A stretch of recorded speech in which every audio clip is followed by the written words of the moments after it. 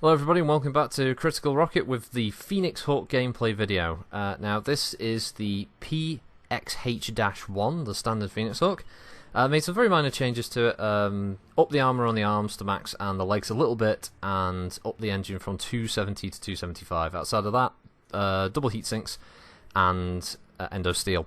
Not really much else. The colours I'm using are the PC Gamer colours. So we go over to the gameplay next, and surprise, surprise, it's on the new maps, on the new Frozen City. Now, unfortunately, because new map means there's lots of kind of, I don't want to say noobish play, but that kind of sort of experimenting with different routes kind of play. It means the couple of matches that I recorded didn't come out brilliantly score-wise. I won on both of them.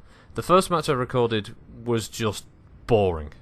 I think I did 21 damage, it turned into a base cap on Frozen, on Frozen City, and it wasn't that terribly interesting. This one, I actually get into some fights. I still don't do a huge amount of damage, but then with the stock loadout of the Phoenix Hawk, not even an ER, standard large laser, 2 mediums and 2 machine guns, this is pretty much a poke and shoot and hit and run mech. It's a 40-tonner. It's quite an old mech, actually, within the realms of Battletech, and one of the Unseens. It's primarily used in recon lances, and is also used as a command mech. Was very popular with the Starleague Defense Force way back when, and continued its success with the Great Houses. It was even one of the few mechs that didn't get completely wiped out manufacturing-wise during the Succession Wars, which is kind of rare, because a lot of the battle mechs that you see in games, things like the Atlases and stuff, are very, very rarely produced because there aren't many factories left to make them. And the Phoenix Hawk was one of those few that survived it. In-game, let's see, being 40-ton, it doesn't have the most resilient amount of armour in the world, so you know, you're looking at the same level of armour as the Cicada, maximum.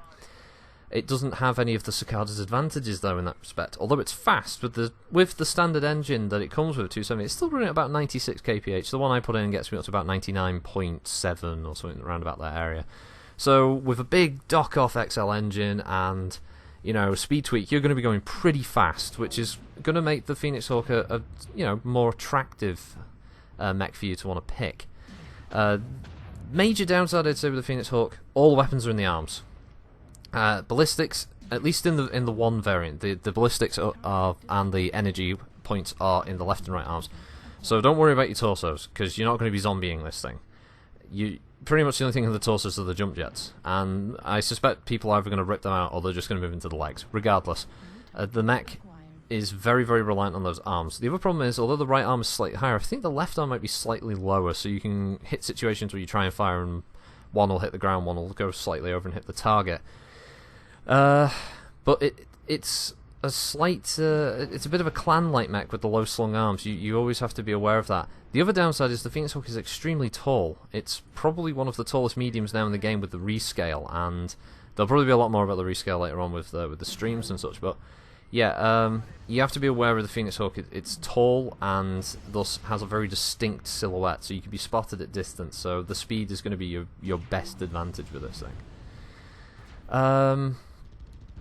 Outside of that, yeah, I mean, it's probably going to find a home with those ECM pilots, because the B variant does come with a Guardian ECM package, but the weaponry tends to remain the same. I think one of the other versions that comes standard has the machine guns replaced with small lasers, so you've got an all-energy build, very popular, I imagine, with those people like the laser boat.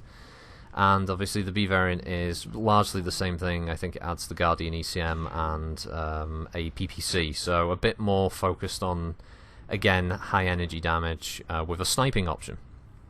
The standard version is alright. You know, it's the one I'm probably going to master first, just because my heart of hearts, I always like the standard. The original's the best, in my opinion. Of course, that is not fact. There's opinion of me. So, overall, just in my brief few rounds that I've played with it, I'm liking it. It was a pity I couldn't try it on any other maps, but everyone's picking Frozen. But, yeah, that's what it is. I mean, Frozen is interesting. It's a very, very large departure from the previous one, but again, I'll be discussing that probably on the stream video in the future. So, this is about to wrap up. This was, as I said, a very short round where I didn't really get to kill anything. I did some damage, as I said. But yeah, thanks for watching. I hope I've given you some idea of what the Phoenix Hawk is good at and what it's weak at. And yeah, there'll be more done for the chassis variant series with the other two variants, the Phoenix Hawk B and I forget what the other one is. But yeah, I'll see you then. So thanks for watching, everybody. Have a good week, and yeah, I'll see you on the next vid. Critical Rocket signing out.